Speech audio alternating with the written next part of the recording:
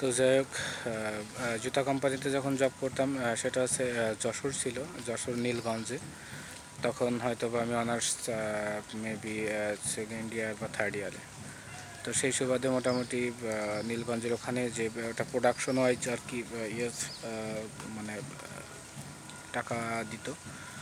মানে আমার যে কাজ ছিল পেস্টিং করা, অর্থাৎ ছোলে আঠা লাগায় সেটা অ্যাডজাস্ট করার যে ব্যাপারটা ছিল। তো সোল ওটা পার এমন হতো যে সকাল আমি মূলত বিকালের দিকেই করতাম, বিকাল থেকে সন্ধ্যা অবধি বা রাত অবধি, এবং মোটামুটি খুব সিম্পলি যশোরের মতো জায়গায় থেকে একটা করা খুব একটা প্রেস্টিজিয়াস ইস্যু একটা ছিল। অনার্সে পড়ি, কিন্তু বিষয়টা হচ্ছে যে টিউশনের যে ব্যাপারটা ছিল সেটা তো ছিলই, বিজনেস একটা ব্যাপার ছিল, কিন্তু টিউশনের প্রতি টিউশনি করতাম একটা টিউশনি করতাম এয়ারপোর্টের দিকে।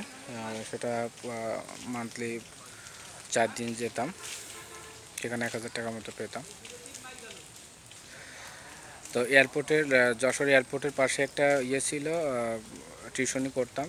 ওটা 4 দিনে যেতাম, অ্যাকাউন্টিংয়ে ইন্টারমিডিয়েটের ইয়ে ছিল। তো যাই হোক, ব্যাপারটা আছে তার কিছু পরে আর কি ফ্যাক্টরিতে ঢুকি, এই জন্য যে মোটামুটি ব্যবসার প্রতি একটা প্রবল আকর্ষণ থেকে আর কি ফ্যাক্টরিতে ঢোকা। খুব কম বেতন বলতে প্রোডাকশন ওয়াইজ, অর্থাৎ আপনার সোল লাগানো, মানে বিভিন্ন সেগমেন্ট ছিল। কেউ সোল কাটছে, কেউ চামড়া কেটে সাজ তৈরি মানে তৈরি করছে, জুতো স্যান্ডেল তৈরি করার জন্য। আপনারা যারা জানেন, বিভিন্ন সেগমেন্টে হয়, কেউ সেলাই করতেছে, কেউ ডাইসে কাটতেছে, কেউ আবার ডিজাইন করতেছে। এরকম 7-8টা বা 10টা সেগমেন্ট ছিল। তার ভিতরে একটা সেগমেন্ট ছিল আছে আপনার আঠা লাগানো।